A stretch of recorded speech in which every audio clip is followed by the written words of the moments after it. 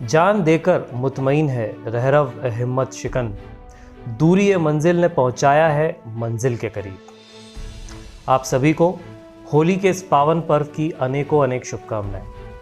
हम सभी जानते हैं कि रंगों के इस त्योहार के पीछे एक कहानी है।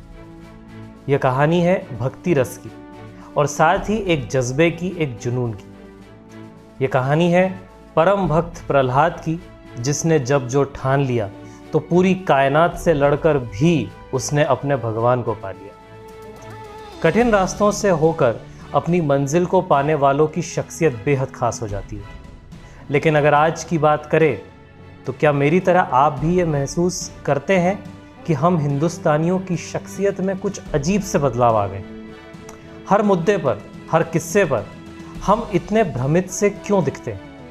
ऐसे वक्त जब हमें किसी के परिश्रम और सफलता की बात करनी चाहिए हो तो हम यह सोचते हैं कि उस शख्स का धर्म क्या है, जाति क्या है, वो किस क्षेत्र से है, उसका सियासी झुकाव किस तरफ है। आज हम ऐसे ही एक मुद्दे पर बात करेंगे। नमस्कार, यह है शॉकवेव नेटवर्क। आप देख रहे हैं सियासत का 7वां एपिसोड। मैं प्रतीक आपकी खिदमत में।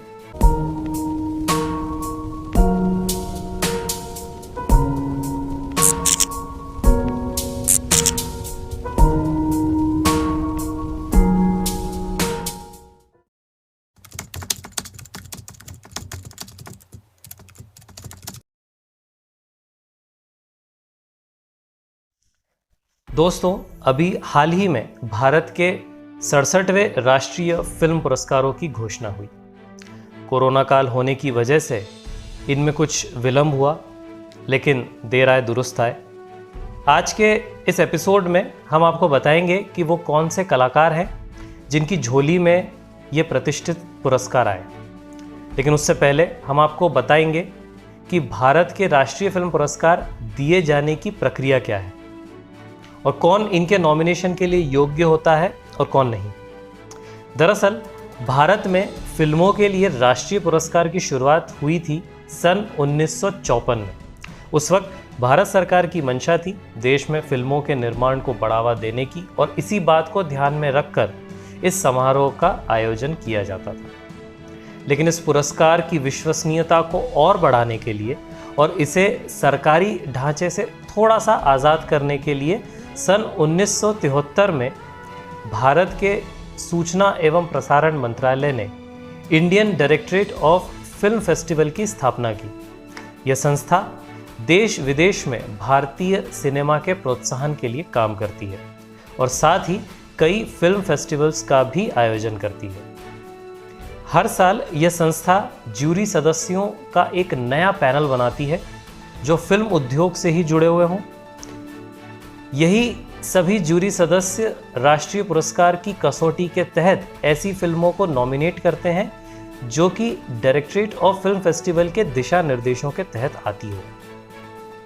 फिर सभी पैनल सदस्यों के मत अनुसार सभी श्रेणियों में विजेताओं का चुनाव किया जाता है और इस पूरी प्रक्रिया में कहीं भी भारत सरकार का या इस संस्था के किसी व्यक्ति का कोई हस्तक्षेप नहीं होता। और आपको फिर एक बार बता दें कि यह पैनल हर साल नए सिरे से गठित की जाती है ताकि इसकी पारदर्शिता पर कोई संशय न रहे। यहाँ तक कि हर साल संस्था की तरफ से सख्त नियम पेश किए जाते हैं जिसके तहत करीब 100 से ज़्यादा फिल्मों को इस प्रक्रिया में शामिल किया जाता है। फिल्मों को 2 श्रेणियों में बांटा जाता है। पहला फीचर फिल्म, जो कि हमारी कमर्शियल फिल्में होती हैं, और दूसरा नॉन फीचर फिल्म, जिसमें छोटी अवधि की डॉक्यूमेंट्री या किसी और तरह की शॉर्ट फिल्में हो सकती हैं। इनमें कई भारतीय भाषाओं के आधार पर भी फिल्मों को पुरस्कृत किया जाता है। इन नियमों में कुछ सबसे महत्वपूर्ण नियम हैं, जैसे दाखिल फिल्में भारत में बनी होनी चाहिए, इनके निर्देशक मूल भारतीय होने चाहिए, साथ ही यह फिल्में CBFC यानी central board of film certification से प्रमाणित होनी चाहिए। ऐसे ही हर पुरस्कार श्रेणी के लिए अपनी कुछ शर्तें, कुछ नियम हैं जिन्हें पूर्ण करने पर नॉमिनेशन में जगह मिलती है और फिर जूरी सदस्यों की राय से विजेताओं का चुनाव होता है। अब आपको बताते हैं कि कुछ खास नाम जो इस बार के पुरस्कारों के लिए चिन्हित किए गए हैं। जैसे सर्वश्रेष्ठ हिंदी फिल्म का पुरस्कार मिला है छिछोरे को, सर्वश्रेष्ठ एक्टर का मिला है मनोज बाजपेयी भोसले फिल्म के लिए, और धनुष को मिला है असुरन के लिए। सर्वश्रेष्ठ एक्ट्रेस के लिए मिला है कंगना रनौत को मणिकर्णिका और पंगा के लिए, और सर्वश्रेष्ठ गायक बी प्राक को मिला है सॉन्ग तेरी मिट्टी के लिए। इसके अलावा कई श्रेणियों में जो विजेता हैं उनकी पूरी सूची इस एपिसोड के अंत में आपको दिखाई जाएगी। तो इस बार सभी नामों में जिनकी सबसे ज़्यादा चर्चा हुई उनमें से एक थी छिछोरे, जो कि दिवंगत अभिनेता सुशांत सिंह राजपूत अभिनीत थी। सुशांत के फैंस इस पुरस्कार से काफ़ी खुश हुए। सभी का यही मानना था कि सुशांत अगर जीवित होते तो शायद साल दर साल हमें ऐसी ही खूबसूरत फिल्में देते रहते। लेकिन अक्सर यही होता है, लोगों के जाने के बाद ही हमें उनकी कद्र महसूस होती है। ठीक वैसे ही जैसे आज कंगना के कई फिल्मों में अभूतपूर्व काम करने के बावजूद, अपने दम पर इंडस्ट्री में टिके रहने के बावजूद, हम उनकी सिर्फ इसलिए खुलकर तारीफ नहीं कर पाते क्योंकि हमारी और उनकी सियासी विचारधारा अलग है। बस इसीलिए मैं ये सवाल पूछना चाहूँगा उन लोगों से कि अगर हमारे घर में, परिवार में अगर अलग अलग सदस्यों की अलग अलग विचारधारा हो तो बावजूद इसके क्या हम उनकी सफलता पर उन्हें बधाई नहीं देंगे? क्या हम यह सोचेंगे कि वो अलग पार्टी या अलग विचारधारा को सपोर्ट करते हैं इसलिए उनकी सफलता से हमारा कोई सरोकार नहीं है? यह एक अपरिपक्व मानसिकता है और हमें इसे बदलने की ज़रूरत है।